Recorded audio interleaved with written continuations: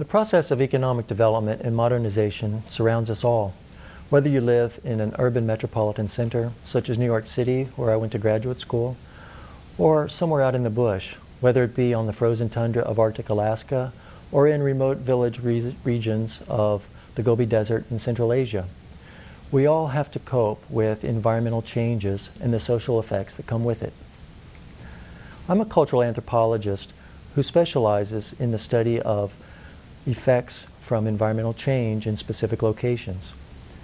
Most of my work has been focused on the Pacific Rim, where I've done research in East Asia, Hawaii, and North America.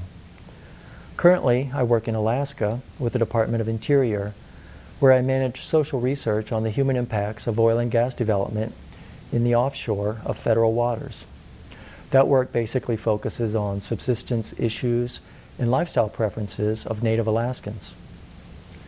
Prior to that, I worked in China through the 1990s.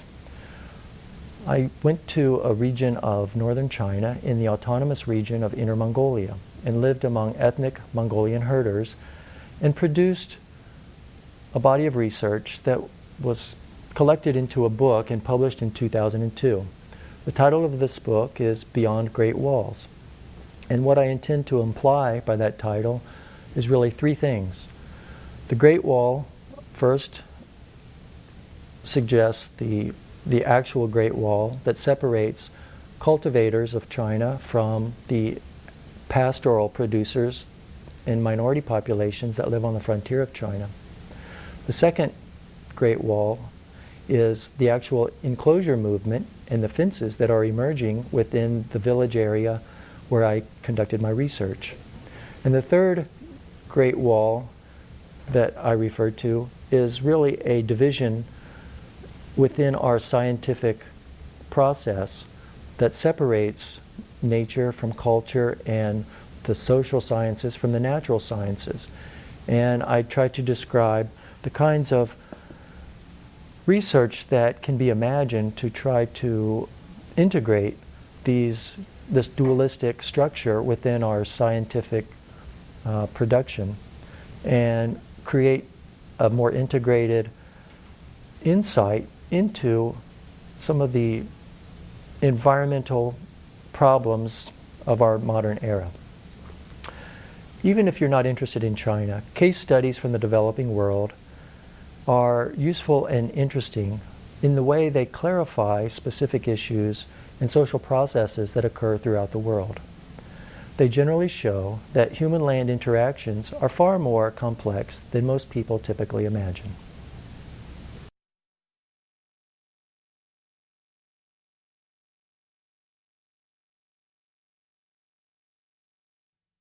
So let's take a brief look at a map to see where we're talking about. This is Beijing, and the area in which I conducted my field work is to the northeast in the region of Chifeng, and a smaller township there of about 4,000 people called Nasahan Township. The thing that I want you to notice on a large scale about China is the extent of the desert zone. Basically 5,000 kilometers from west to east is what we refer to collectively in the West as the Gobi Desert. These are actually 12 distinct desert regions that link together. Now, I conducted my research in the easternmost desert area of China called the Kachin Sandylands.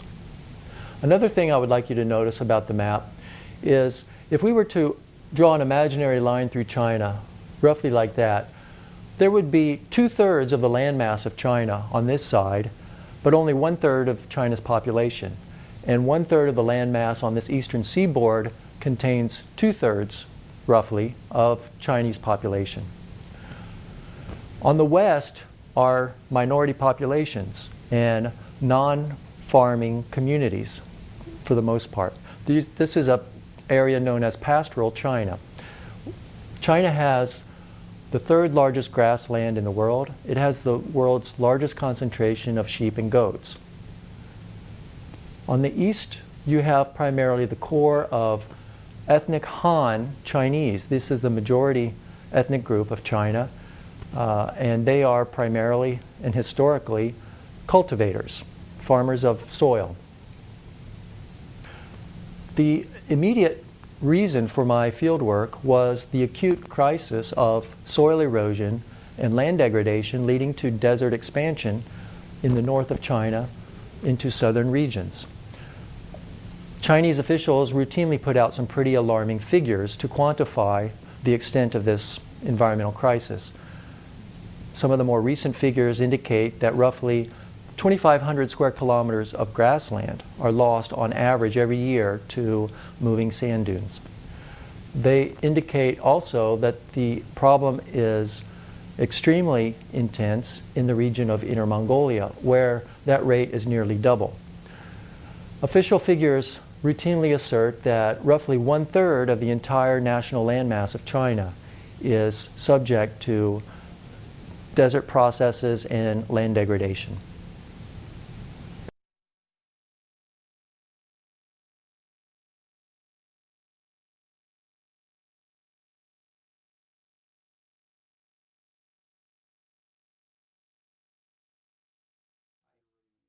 I also wanted to share with you a map from the township where I was living. This is a map that was produced by remote sensing satellite, and it basically is demonstrating vegetation cover by different color schemes. What appears white is the extent of sand, mobile sand, and stable sand in the area, and you can see how extensive it is throughout the landscape. To the north is the Shilamulun River, and you can see the dark red that indicates cultivated fields along the riverbeds. This also occurs to the southeast, where there is a water reservoir that was constructed in the 1950s. At the center of the map is an area that is of relative intense vegetation. This is a reserved field that's used by the entire community as a place to produce hay for fodder of livestock through the winter months.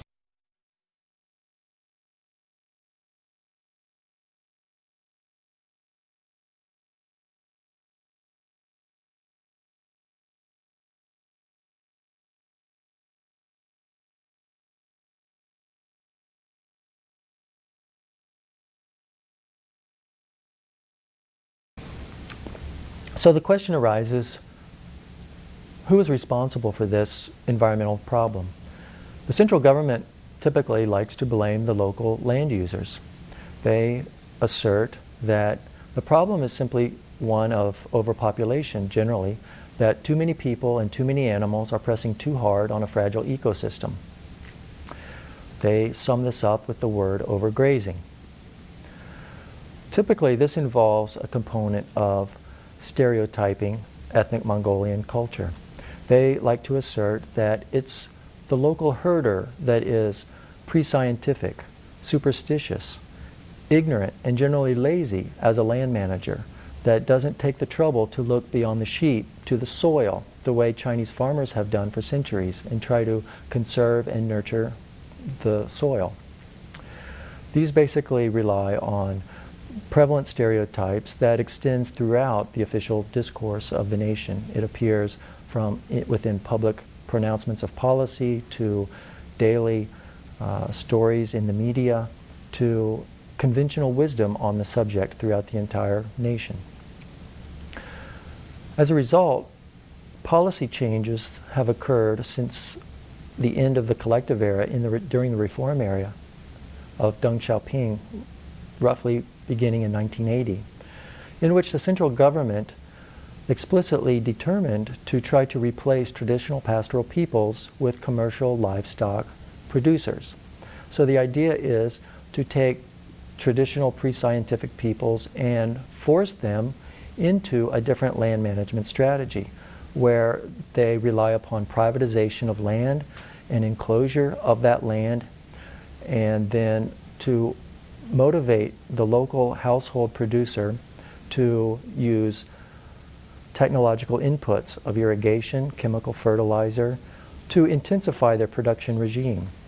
And this is the strategy that has been underway for about 20 years, since the beginning of the reform era. My field work in China led me to extremely different conclusions about who and what is responsible for the manifest environmental problems in the region.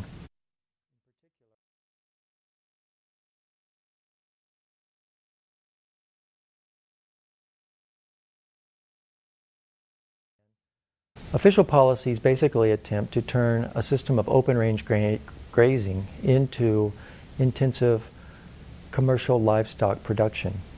This is based on technological inputs including irrigation, chemical fertilizers, improved breeding techniques, and the like. These strategies rely upon a very modest technology tool, barbed wire fencing, to initiate the entire enclosure process. Now, my field research indicates that the introduction of barbed wire in this community basically has set off what I like to call a topomorphic revolution.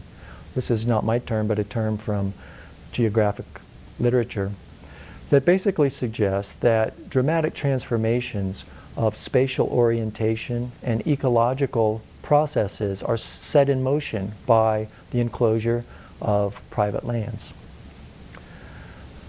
Another aspect of my fieldwork was to uncover a dramatically different perspective from the official rhetoric about who is to blame and what processes are primary in creating the acute crisis of land degradation.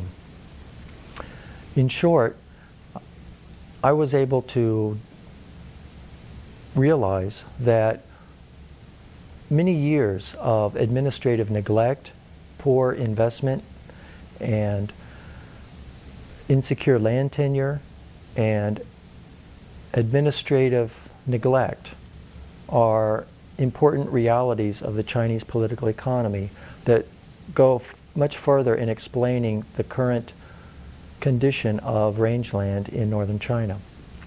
I'll talk about each of these briefly in turn. The first one is colonization, and by this I mean that over the span of the last century, the central Chinese government has directed a dramatically large transfer of population from the central regions of China in the crowded, congested areas of intensive agriculture on the seaboard of China into the frontier zones. For example, within Chifeng, in 1911, the population ratio of ethnic Han to ethnic Mongolian was roughly 1-to-1, with a population of 2 million people. After the policies of promoting population transfer and access to land for farmers through the middle part of the century, and with the completion of railroad lines that facilitated the transfer of that population, by the 1990s, the population of this area of Chifeng was roughly 21 million, with a ratio of nearly 6 ethnic Han Chinese to every 1 Mongolian resident.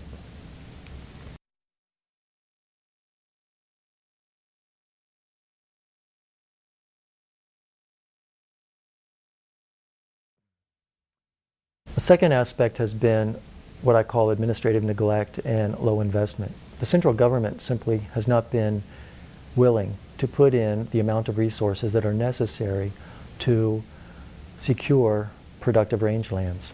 Most of their investment has gone in other directions, typically to promote the development of the eastern seaboard and industrial regions, or in favor of crop production at the expense of livestock herding. Another key point is insecure land tenure.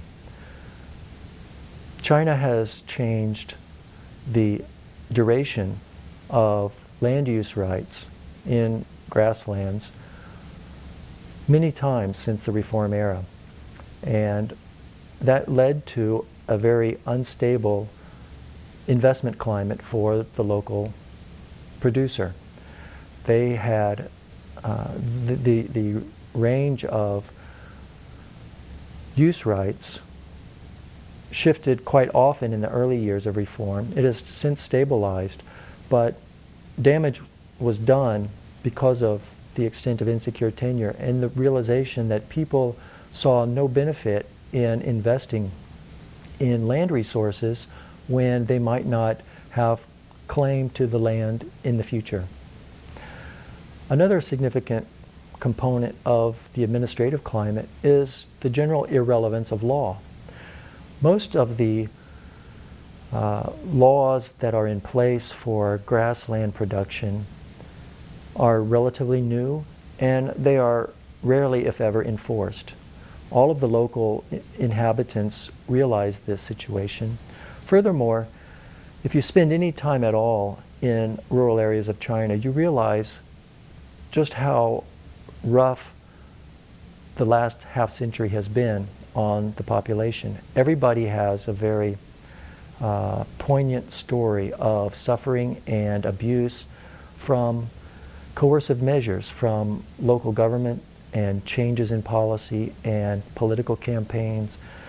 And this, coupled with opportunities for corruption by local managers, creates a situation where the rule of law is really not what is paramount in the minds of any of these local producers.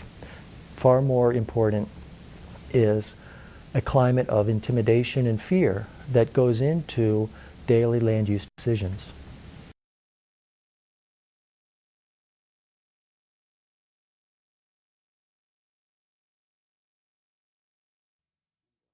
Final key point I wanted to make about the social context of land use decisions that are made at a local level relate to new linkages to the global political economy that have been underway since the reform era. If you recall, during the Maoist era, China set out on a course of self-reliance, where they tried to minimize as much as possible their contact with the Western capitalist world order.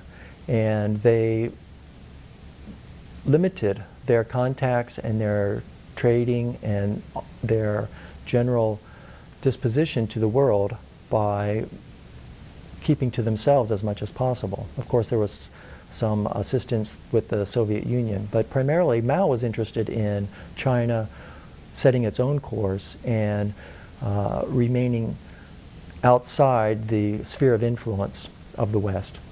Well, this dramatically changed in 1980 with the reform era, and a very explicit decision on the part of Chinese leaders to pursue an open door policy.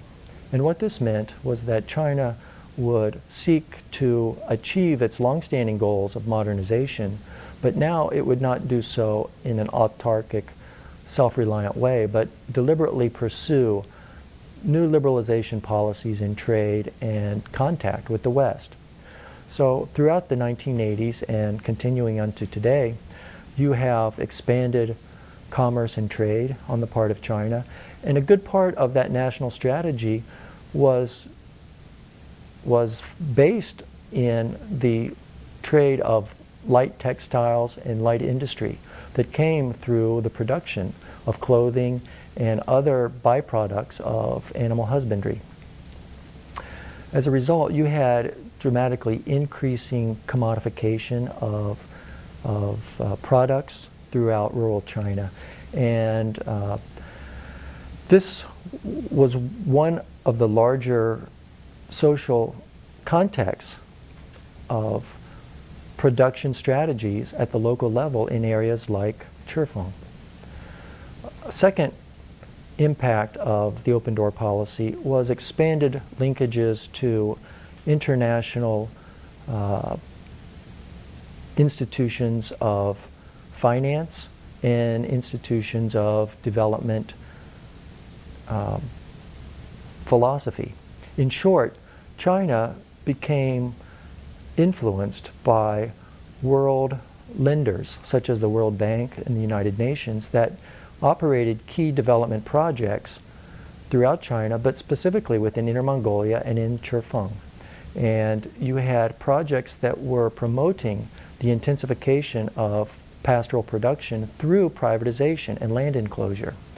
And all of these intensified the contact and the influence of Western conventions about how development should occur, including the elimination of communal lands and the privatization of land to promote incentive for market production.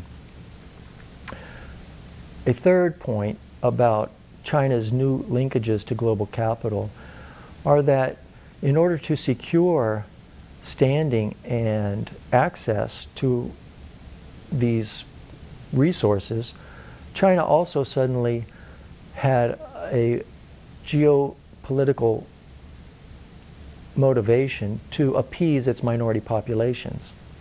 If China was going to create new linkages with the world community, then issues of human rights became more important to them, and an effort to appease minority populations that felt marginalized and left out of the development process, who lived at the vulnerable frontier regions of China, at the borders. An attempt to appease them through economic development processes became more important to the central government. So in a nutshell, for all of these reasons, influences from ever greater distances began to be applied and to have their influence on decisions of local land users. And the obvious conclusion from this is that trying to place blame for land management decisions on the part of local land users without understanding the realities of the larger political economy and the extent of linkages to global capital that drive many of the decisions and policies is overlooking some of the most obvious aspects of the problem.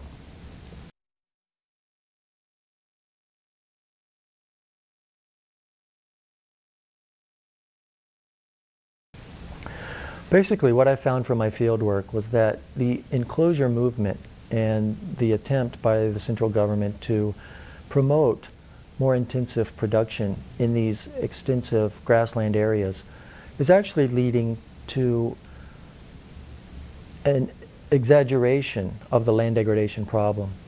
My field work indicates that the enclosure movement in this area is actually accelerating the land degradation process on the one hand, and it's also accelerating a large of social problems that are emerging as a result of the new land use regime. Let me just say a few things briefly about this topomorphic revolution that is underway in terms of social effects. Basically, the enclosure is a way of taking community access resources and making them private.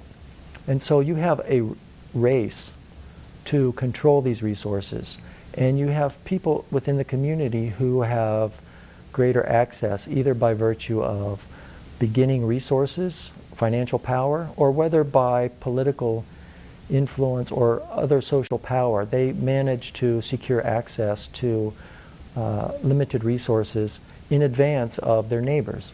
So this has led to a situation where very evident stratification of wealth is underway. And with the stratification of wealth, you have a whole variety of other social effects that follow. You have community fragmentation, where discord is on the rise, and I witnessed many feuds and fights and acts of violence that were directly attributable to disputes over land access. You have commodification of labor, where the haves increasingly control resources at the expense of the have-nots, and the people who are without land base have no recourse except to sell their labor to their richer neighbors. And so you have a situation emerging where some herders are prospering at the expense of others, and in fact are now their employers. You also have a distribution of health risks and health issues that align with the emerging class and that relates to the mapping of the grassland resources. So these are examples of some of the more far-reaching social effects that derive from decisions made by the central administration about how land should be distributed and managed.